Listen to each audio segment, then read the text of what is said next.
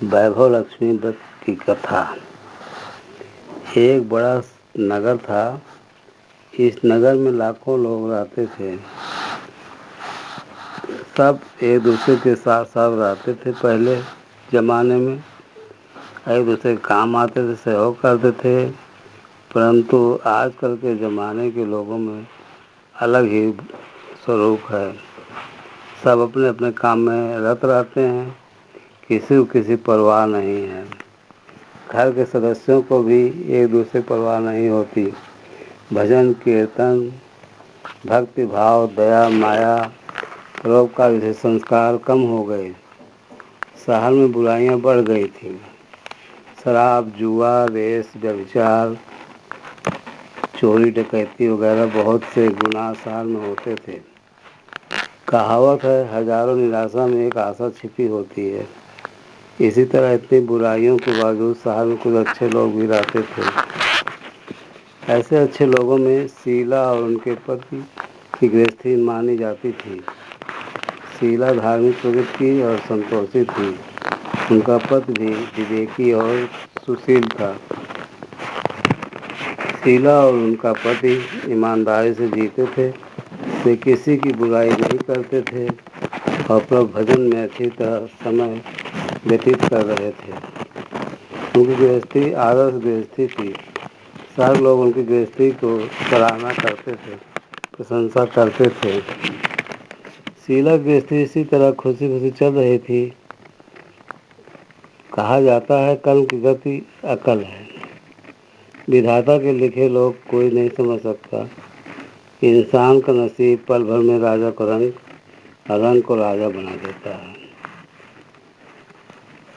शीला के पति के अगले जन्म के कर्म भोगने के बाकी रह गए होंगे। वह बुरे लोगों से दोस्ती कर बैठा। वह जल्द से जल्द करोड़पति बनने का ख्वाब देखने लगा, इसलिए वह गलत रास्ते पर चल पड़ा। करोड़पति की बजाय वह रोडपति बन गया, यानी रास्ते भटकते भिखारी जैसी हालत हो गई। शहर में चरस, गांजा, जुआ, शराब वगैरह गंदगियाँ फैली हुई थी। उसमें शीला का पति फंस गया।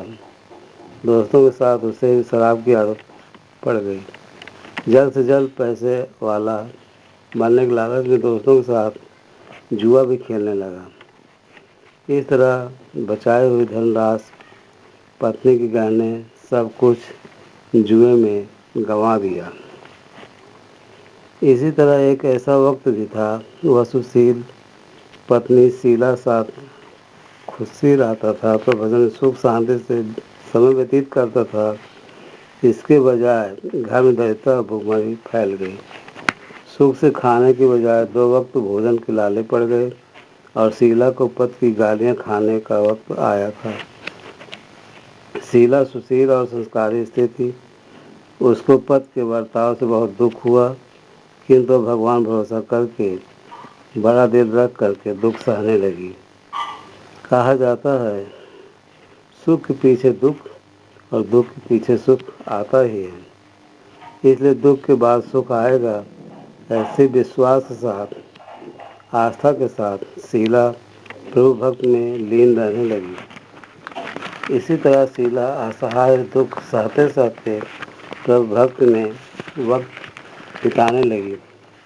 अचानक एक दिन दोपहर को उनके द्वार पर किसी ने दस्तक दी। शीला सोच में पड़ गई, मुझ जैसे गरीब के घर इस समय कौन आया होगा। फिर भी द्वार पर आए हुए अतिथि का आदर करना चाहिए। उसने आर्य धर्म के संस्कार वाली शीला ने खड़े होकर द्वार खोला। देखा तो एक माँ जी खड़ी थी। वे बड़ी उम्र की लगती थी, किंतु उनके चेहरे पर तेज निखर रहा था। उनकी आंखों में मानो अमृत बह रहा था। उनका भव्य चेहरा करुणा और प्यार में छलकता था। उनको देखते ही शीला के मन में अपार शांति छा गई।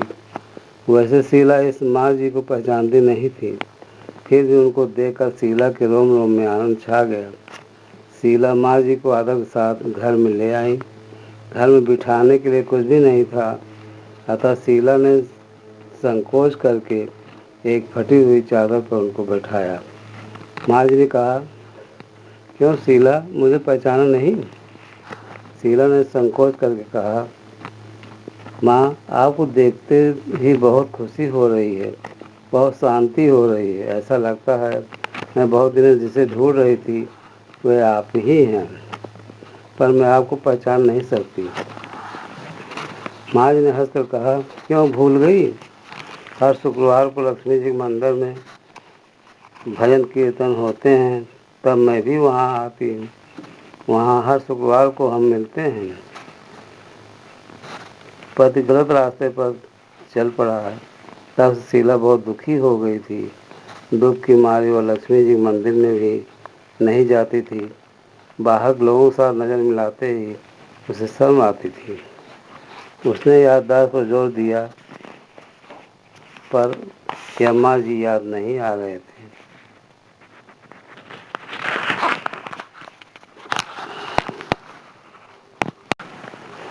तभी माँ जी ने कहा, तू लक्ष्मी जी के मंदिर में कितने मधुर भजन गाती थी, अभी अभी तू दिखाई नहीं देती, इसलिए मुझे यहाँ आना पड़ा। कहीं बीमार तो नहीं हो गई? ऐसा सोचकर तुझसे मिलने आई हूँ। माँ जी के अति प्रेम भरे शब्दों में शीला का हृदय पिघल गया। उसकी आंखों में आंसू आ गए। माँ जी के सामने वह बिलख बिलख कर रोने लगी। यह देखकर माँ जी शीला के नज़दीक सर करके उसकी सशक्ति पीठ पर प्यार भरा हाथ फेर कर सांत्वना दी। माँ जी ने कहा, बेटी, सुख और दुख धूप और छाँव होते हैं। सुख के पीछे दुख और दुख के पीछे सुख आता है। धैर्य रखो। तुझे क्या परेशानी है? तेरे दुख की बात मुझे तू सुना, तेरा मन भी हल्का हो जाएगा, तेरे दुख का कोई उपाय भी मिल जाएगा। माँ जी की बात सुनकर शीला के मन को शांति मिली। उसने माँ जी से कहा, माँ, मेरी गृहस्थी में भरपूर सुख और खुशियाँ थीं। मेरा पति सुशील था। भगवान की कृपा से पैसे की बात भी हम हम संतुष्ट थे। हम शांति से गृहस्थी चलाते, ईश्वर भक्ति में अपना समय व्यतीत करते थे। एकाएक हमारा भाग्य हमसे रूठ गया। मेरे पति की बुरी दोस्ती हो गई। बुरे लोगों की वजह से वे शराब, जुआ, चरस, गांजा वगैरह खराब आदतों के शिकार हो गए। उन्होंने सब कुछ गंवा दिया। हम रास्ते से भिखारी जैसे बन गए। यह सुनकर माँ जी ने कहा, सुख के पीछे दुख और दुख के पीछे सुख आता ही है। ऐसा कहा जाता है, कर्म की गति न्यारी होती है। हर इंसान को अपने कर्म भुगतने ही पड़ते हैं, इसलिए तू चिंता मत कर। अब तू कर्म भुगत चुकी है, अब तुम्हारे सुख के दिन अवश्य आएंगे।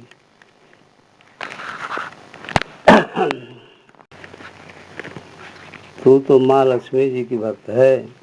माँ लक्ष्मी जी तो प्रेम और करुणा के अवतार हैं। वे अपने भक्तों पर हमेशा ममता रखती हैं।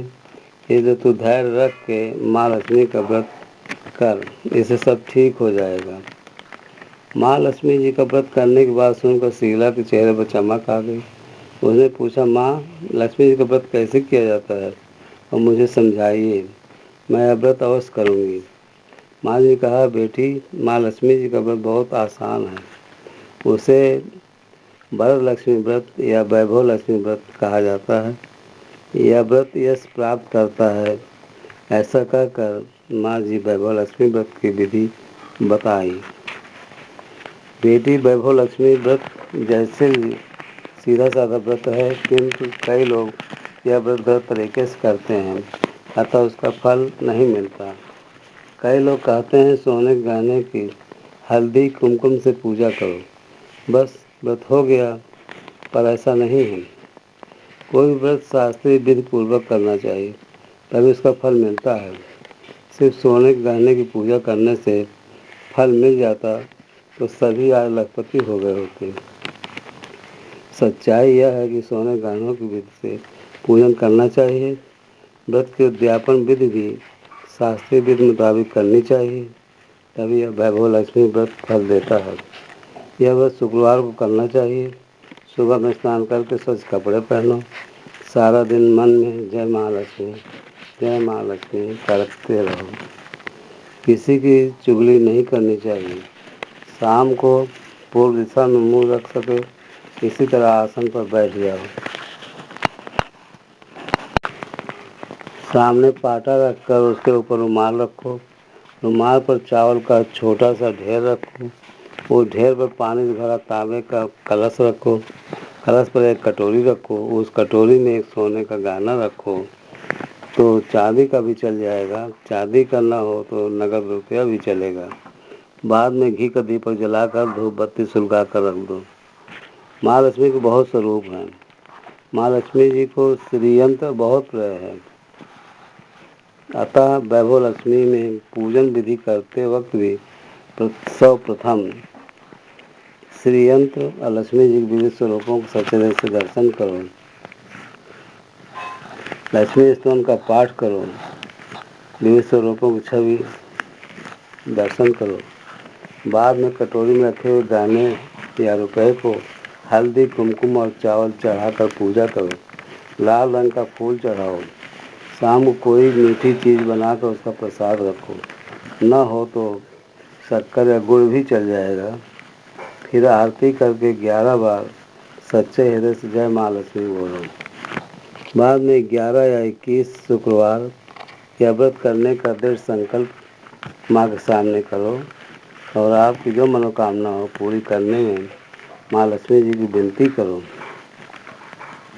फिर माँ का प्रसाद बांट दो और थोड़ा प्रसाद अपने लिए रखो। अगर आप में शक्ति हो तो सारा दिन उपवास रखो। सिर्फ प्रसाद ग्रहण करते समय खाना खा लो। अगर थोड़ी शक्ति भी न हो तो 2 बार भोजन कर सकते हो। बाद में कटोरी में रखा गहना या रुपया ले लो। कलश का पानी तुलसी क्यारी में डाल दो और चावल पक्षियों को डाल दो। इसी तरह शास्त्रीय विधि के अनुसार व्रत करने से उसका फल अवश्य मिलता है। इस व्रत के प्रभाव से सब प्रकार की विपत्ति दूर होकर आदमी मालामाल हो जाता है। संतान न हो तो उसे संतान प्राप्त होती है। सौभाग्यशाली स्त्री का सौभाग्य अखंड रहता है। कुमारी लड़की को मन भावन पति मिलता है। शीला सुनकर बहुत ही आनंदित हो गई। फिर पूछा, माँ आपने वैभव लक्ष्मी व्रत की जो शास्त्रीय विधि बताई है वैसे मैं अवश्य करूँगी, किंतु इसकी उद्यापन विधि किस तरह करनी चाहिए यह भी कृपा करके सुनाइए। माँ जी ने कहा, 11 या 21 जो मन्नत मानी हो उतने शुक्रवार या वैभव लक्ष्मी व्रत पूरी श्रद्धा भावना से करना चाहिए। व्रत के आखिरी शुक्रवार को शास्त्रीय विधि के अनुसार उद्यापन विधि करनी चाहिए। वो मैं तुम्हें बताती हूँ। आखिर शुक्रवार को खीर या नैवेद्य रखो। पूजन विधि हर शुक्रवार को करते हैं वैसे ही करनी चाहिए। पूजन विधि के बाद श्रीफल फूल और कम से कम 7 कुंवारी या सौभाग्यशाली स्त्रियों को कुमकुम का तिलक करके शायद संगम की वैभव लक्ष्मी व्रत की एक पुस्तक उपहार में देनी चाहिए। सबको खीर का प्रसाद देना चाहिए। फिर धन लक्ष्मी स्वरूप वैभव लक्ष्मी स्वरूप माँ लक्ष्मी जी की इच्छा को प्रणाम करिए। माँ लक्ष्मी यह स्वरूप वैभव देने वाला है। प्रणाम करके मन ही मन भावुकता से माँ की प्रार्थना करते और कहें, हे माँ धनलक्ष्मी, हे माँ वैभव लक्ष्मी, मैंने सच्चे हृदय से आपका वैभव लक्ष्मी व्रत पूर्ण किया है। माँ की प्रार्थना करके माँ लक्ष्मी जी के धनलक्ष्मी स्वरूप को भाव से वंदना करो। माँ जी के पास से वैभव लक्ष्मी व्रत की शास्त्रीय विधि सुनकर शीला भाव विभोर उठी। उसे लगा मानो सुख का रास्ता मिल गया है। उसने आंखें बंद करके मन ही मन उसी क्षण संकल्प लिया, हे वैभव लक्ष्मी माँ, मैं माँ जी के कहे मुताबिक श्रद्धा से शास्त्रीय विधि के अनुसार वैभव लक्ष्मी व्रत 21 शुक्रवार तक करूँगी और व्रत के शास्त्रीय विधि के अनुसार उद्यापन करूँगी। शीला ने संकल्प करके आंखें खोली तो सामने कोई न था। वो आश्चर्यचकित हो गई, माँ जी कहाँ गई? वो माँ जी दूसरा कोई नहीं था, साक्षात लक्ष्मी जी थी। शीला लक्ष्मी जी की भक्त थी, इसीलिए अपने भक्त को रास्ता दिखाने के लिए माँ लक्ष्मी देवी माँ जी का स्वरूप धारण करके शीला के पास आई थी। दूसरे दिन शुक्रवार था। सवेरे स्नान करके स्वच्छ कपड़े पहनकर शीला मन ही मन श्रद्धा से पूरे भाव जय माँ लक्ष्मी का मन ही मन रटन करने लगी। सारा दिन किसी की चुगली नहीं की। शाम हुई तब हाथ पांव मुँह धोकर शीला पूरी सब मुँह करके बैठी। घर में पहले सोने के बहुत से गहने थे। कबीरदेव ने गलत रास्ते पर चढ़कर सब गहने गिरवी रख दिए थे, पर नाक की चुन्नी बची थी। उसे निकाल कर उसे धोकर सीलन कटोरी में रख दी। सामने पाटे पर रुमाल रख कर मुट्ठी भर चावल किया और जैसे माँ जी ने बताया उसी विधि से बंधन स्तवन पूजन वगैरह किया। वह प्रसाद पहले पति को खिलाया। प्रसाद खाते ही पति के स्वभाव में फर्क पड़ने लगा। उस दिन उसने शीला को मारा नहीं, सुनाया नहीं। शीला बहुत आनंद हुआ। उसके मन में वैभवलक्ष्मी व्रत की श्रद्धा हो गई। वैभवलक्ष्मी व्रत का प्रभाव देखकर मोहल्ले की दूसरी स्त्रियां भी शास्त्रीय विधि पूर्वक वैभवलक्ष्मी को व्रत करने लगी। हे माँ धनलक्ष्मी, आप जिससे शीला पर प्रसन्न हुई, उस पर आपका व्रत करने वाले सब पर प्रसन्न होना, सबको सुख शांति देना। जय धनलक्ष्मी माँ, जय वैभवलक्ष्मी माँ, जय महालक्ष्मी। आरती भगवती महालक्ष्मी जी की। ओम जय लक्ष्मी माता, मैया जय लक्ष्मी माता, तुमको निस दिन सेवत हर वेश विधाता। ओम जय लक्ष्मी माता, उमा रमा ब्रह्माणी, तुम ही जग माता। सूर्य चंद्रमा ध्यावत, नारद ऋषि गाता। ओम जय लक्ष्मी माता, दुर्गा रूप निरंजन, सुख संपत्ति दाता। जो तुमको दो ध्याता, सिद्धि सिद्धि धन पाता। ओम जय लक्ष्मी माता, तुम पाताल निवासिनी, तुम ही शुभदाता। कर्म प्रभाव प्रकाशिनी, भवनिधि की त्राता। ओम जय लक्ष्मी माता, जिस घर तुम राती, सब सद्गुण आता। सब संभव हो जाता, मन नहीं घबराता। ओम जय लक्ष्मी माता, तुम बिन यज्ञ न होए, वस्त्र न कोई पाता। खान पान का वैभव सब तुमसे आता। ओम जय लक्ष्मी माता, शुभ गुण मंदिर सुंदर, क्षीरोदधि जाता।